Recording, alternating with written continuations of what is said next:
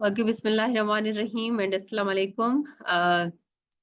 असां जीअं त प्रीवियस जेके वीडियोस आहिनि या लेक्चर्स आहिनि असां उन्हनि में ॿिया अदीब डिस्कस करे चुका आहियूं, जिन में मुख़्तलिफ़ अदीब आहिनि।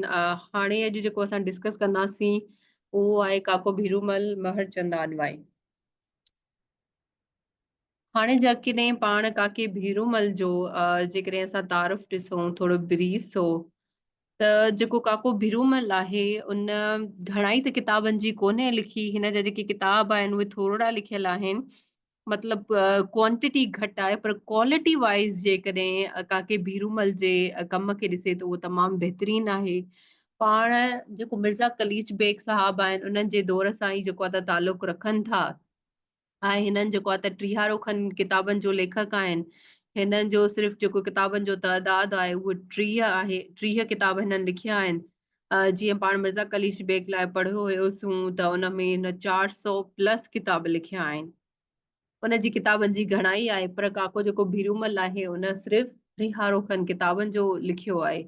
ऐं हीउ जेको आहे न हिकु लेखक बि आहे ऐं लेखक सां गॾोगॾु हिकु मुहक़िक़ बि आहे ऐं हिन हक़ीक़त निगारी ते बि कमु कयो आहे। हाणे हिननि जो न जेको मेन मुश्किलो हुयो या जेको मेन जंहिं में हिन कम खे तमामु घणी कम में दिलचस्पी हुई, उहो खोजना वारो कमु हुयो ऐं तहक़ीक़ वारो कमु हुयो। हिन तमामु सारी तहक़ीक़ करे, रिसर्च करे ऐं खोजना करे हिन सिंधी अदब जी ख़िदमत में जेको आहे त तमामु बहितरीनु किताब पेश कया आहिनि, जिन में हुननि सिंध जी तारीख़, न सिर्फ़ु सिंध जी तारीख़ ॿुधाई आहे, पर सिंध जी तारीख़ सां गॾोगॾु सिंधी ॿोलीअ जी जेका पूरी अर्तक़ा आहे उन जो सफ़र बि बयानु कयो आहे त सिंधी ॿोली किथां आई, कीअं वधी वेझी। ऐं जेकॾहिं पाण असां काके भीरूमल जी लिखत या ॿोलीअ जो ज़िक्र कयूं त उन लाइ इहो ई मशहूरु आहे ऐं चयो वेंदो आहे। ऐं जेकॾहिं असां पाण हिन जा किताब पढ़ंदासीं त उन में इहो ईंदो त हिन जी जेका ज़बान जी रवानी ऐं सलासत जो कोॾो, कोॾियो त वरी खोजना जो भट्ट। जीअं मां खोजना लाइ तव्हांखे ॿुधायो त हिन जो खोजना करणु जेको हूंदो हुयो न, हिन जो इलाही हिन खे शौक़ु हूंदो हुयो। हाणे हिन जी जेका ज़बान आहे, हिन जा जेका लिखत आहिनि उहा एतिरी आसान ऐं सवली ऐं दिलचस्प आहे, अ, छाकाणि त हिन उन ॿोलीअ में पंहिंजी लिखत में जेको आहे त काफ़ी सारा इस्तिलाह बि इस्तेमालु कया आहिनि, जमियूं बि आहिनि ऐं पहाका बि इस्तेमालु कया आहिनि। उन ॿोलीअ खे वधीक पुरतासिर करण लाइ, वधीक जेको आहे त दिलचस्प बणाइण लाइ ऐं उन में वधीक असर पैदा करण लाइ। ऐं जीअं त पाण जेको आहे न एक्साइज़ जे खाते में हिकु आम नौकरी कंदा हुया, पर उन आम नौकरी कंदे उन नौकरीअ सां गॾोगॾु पाण सिंधी ज़बान जी ऐं सिंधी अदब जी ख़िदमत कंदा रहिया।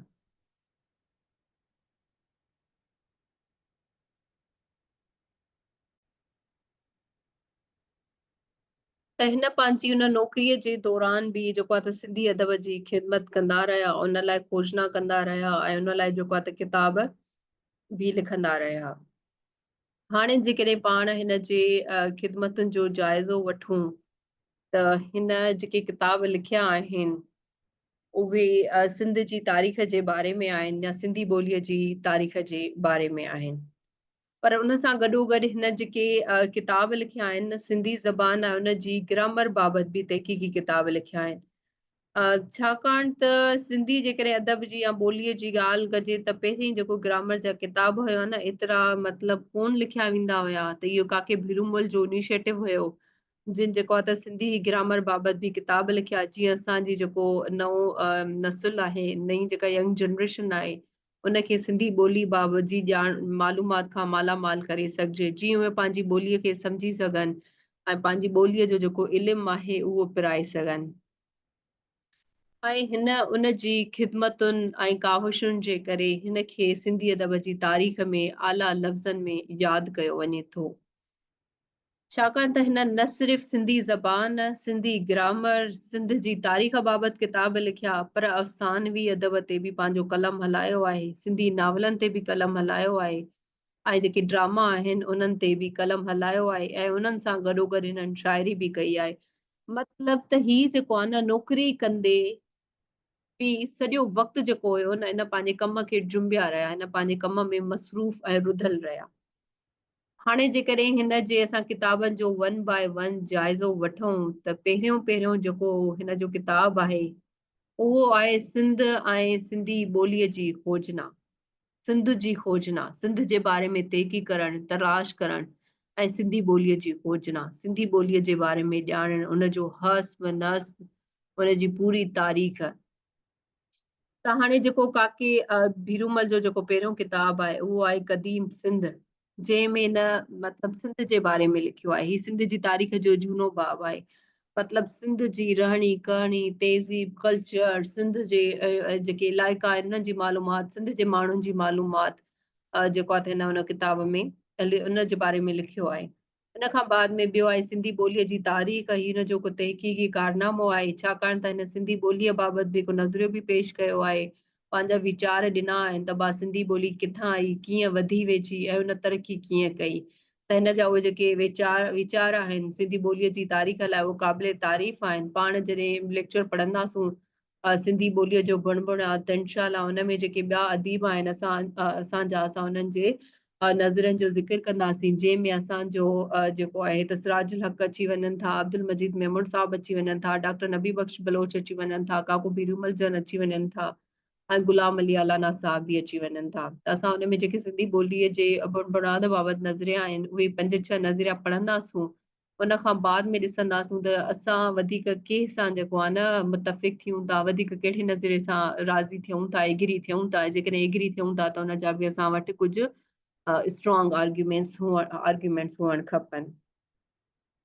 हाणे उन्हनि खां बाद में हिन ॿिया खोजना वारा किताब बि लिखिया। उन्हनि में जेको आहे त हिकु सिंध में हिंदुनि जी तारीख़ आहे, सोढनि जी साहिबी।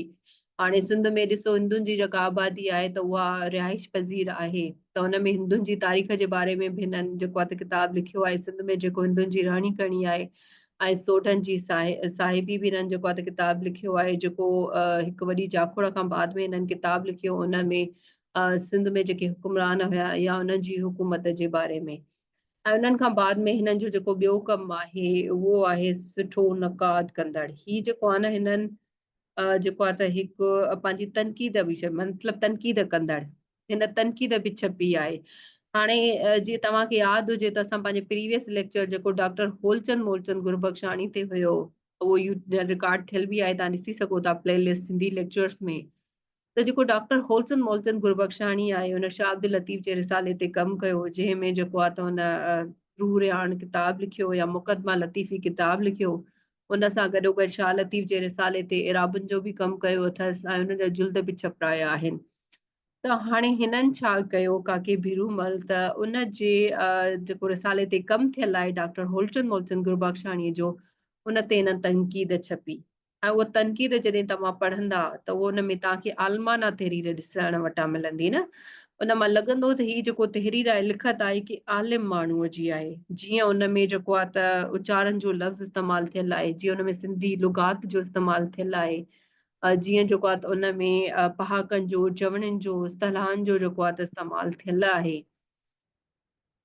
हाणे सवाल इहो थो पैदा थिए त उन में त तनक़ीद त छपी, पर तनक़ीद छा ते? उन्हनि जेकॾहिं मुतफ़िक़ न थिया त कहिड़ी ॻाल्हि ते? हाणे उन्हनि उन तनक़ीद में काफ़ी तहक़ीक़ खां बाद में हिन कुझु लफ़्ज़नि जी माना ते इख़्तिलाफ़ कयाऊं। त हिन जे अकॉर्डिंग जेके कुझु लफ़्ज़ हुया उन्हनि जी मीनिंग ॿी हुई, हुन जे अकॉर्डिंग लफ़्ज़नि जी माना कुझु अलॻि हुई। त ही जेके लफ़्ज़नि जी माना आहे उन्हनि ते हिन इख़्तिलाफ़ कयाऊं ऐं हिकु तवील मतिलबु लंबी वॾी तनक़ीद जेको आहे त छपायाऊं।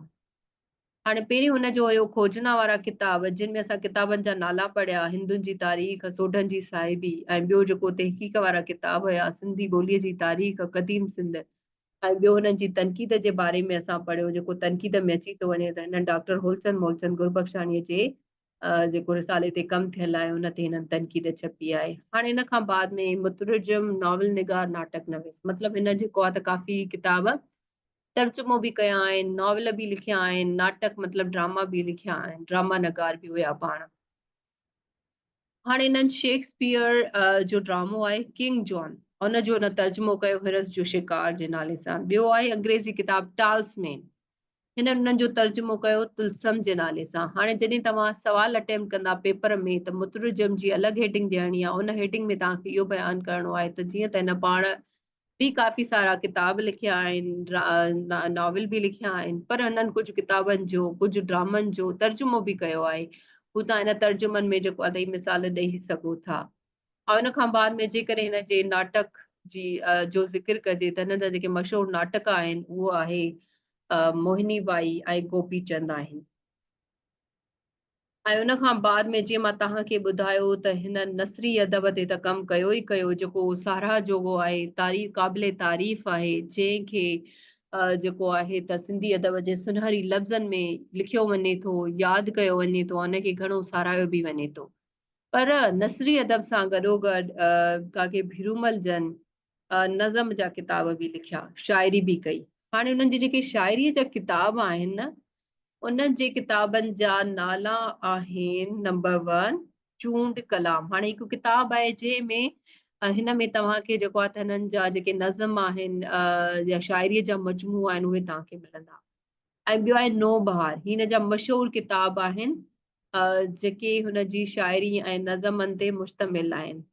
उन खां बाद में ॿियो आहे तिर्ज़े तहरीर, त हुन जी तहरीर कहिड़ी हुई, लिखत कहिड़ी हुई, लिखाई कहिड़ी हुई। काके भीरूमल जी ॿोली सुहिणी ऐं सपक आहे, दरिया जी रवानी हिक तरफ़ त सलेस लफ़्ज़नि जो वाचूड़ो ॿिए तरफ़। ॿोलीअ में इस्तिलाह चवणियूं ऐं पहाका ॾेई तहरीर खे वधीक मुअसर बनायो। आम तरह सिंधी ज़बान सलीस ऐं आम आहे, जंहिंखे सम्झण में का बि दिक़त नथी थिए।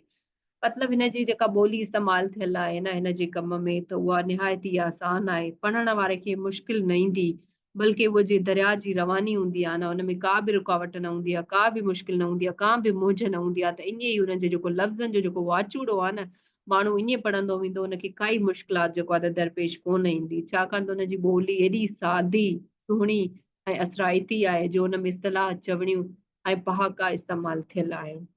त इहो लेक्चर हुयो काके भीरूमल जे बारे में। नेक्स्ट जेको लेक्चर हूंदो असां मोहम्मद उस्मान डिपलाई या जेके ॿिया असांजा अदीब हूंदा उन्हनि खे कवर करण जी कोशिश कंदासीं इन our next lectures. Thank U.